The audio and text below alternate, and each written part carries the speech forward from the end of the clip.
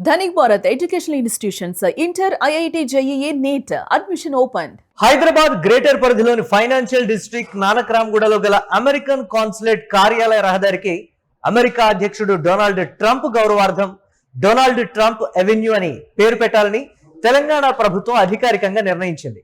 ఇక గతేడాది డిసెంబర్లో జరిగిన తెలంగాణ రైజింగ్ గ్లోబల్ సమ్మిట్ సదస్సులో సీఎం రేవంత్ రెడ్డి ట్రంప్ పేరును రోడ్డుకు పెడతామంటూ హామీ ఇచ్చారు. గ్రేటర్ హైదరాబాద్ పరిధిలోని Cyberabad IT corridor Nanakramguda financial district లో యునైటెడ్ స్టేట్స్ కాన్సులేట్ జనరల్ కార్యాలయం ఉంది.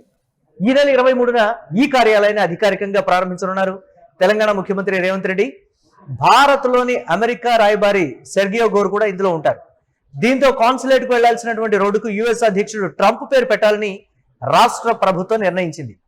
ఇక రాష్ట్రానికి పెట్టుబడులతో పాటు హైదరాబాద్ అమెరికా మధ్య వాణిజ్య సాంకేతిక అంతర్జాతీయ పెట్టుబడి బంధాలను మరింత బలోపేతం చేయడానికి రాష్ట్ర ప్రభుత్వం ఈ నిర్ణయం తీసుకుందని కూడా చెప్తున్నారు.